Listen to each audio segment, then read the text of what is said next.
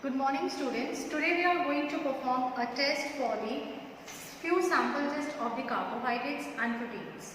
In the case of the carbohydrates, we have the various tests like your Molich test, Benedict's test, Fenning's test, iodine test and tolerance reagent.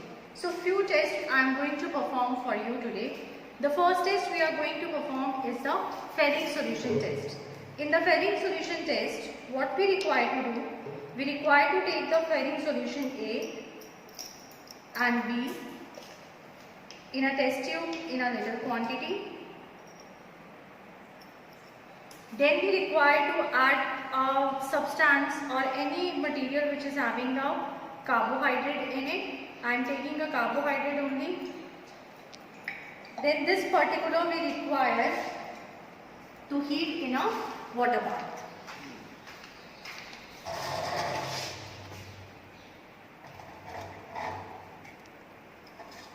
Now if you look, it is a bluish in color.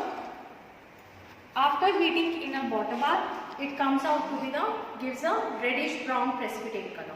Meantime we perform the other test. Next test which we are going to perform is the iodine test.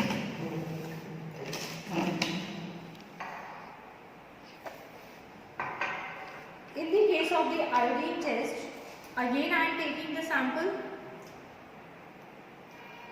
in a test tube, adding a few drops of the iodine solution in it.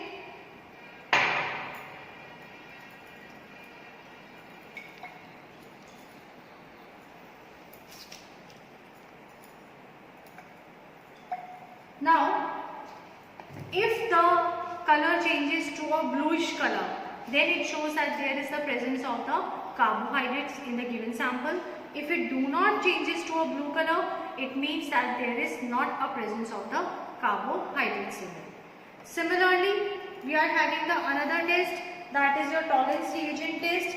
What we do in the case of the tolerance reagent, we take a sample.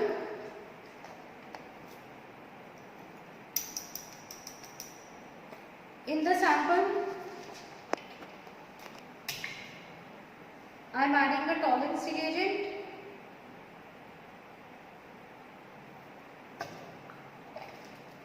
After adding the tolerance reagent, again we require to make it heat up to in a boiling water in a water bath. Again, if on the walls of the test tube there is the appearance of a silver mirror, it means that there is a presence of the carbohydrate. Now look over here, the blue color has diminished from here and a brownish precipitate has come. It means that this shows the presence of the carbohydrates. Now till our tolerance reagent test is going over here, we just perform the test for the proteins. In the case of the proteins, I am taking the sample of the milk.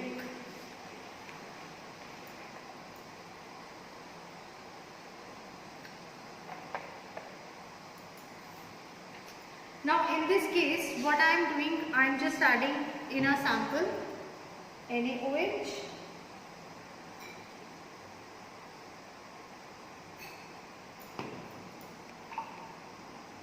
and then 1% copper sulfate, and then we require to heat it.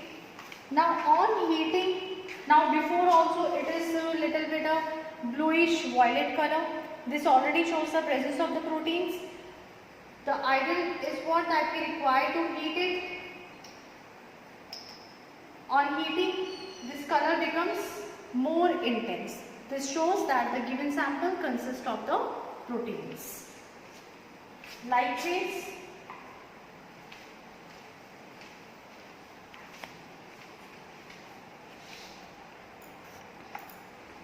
another test, which is a xanthoprotein test, it gives the best result if we take the egg albumin. Now in this particular, we require to add a concentrated HNO3.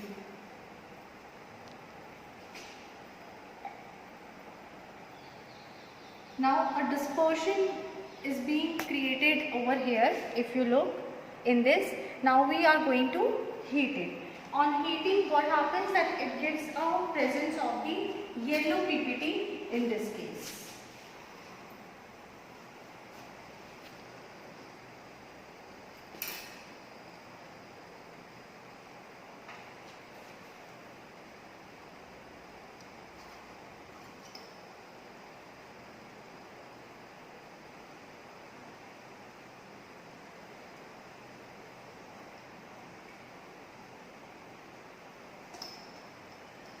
Look, this yellow PPT again shows the presence of the proteins, and in the case of Tollens reagent which we was performing for the presence of the carbohydrates in the given sample, like slowly what happens, if you look, a little bit a silvery appearance has started coming on the test tube. When it's come, it shows that there is the presence of the carbohydrates. So for today, that's it in the test for the presence of the carbohydrates and proteins in the given sample. Thank you. Take care.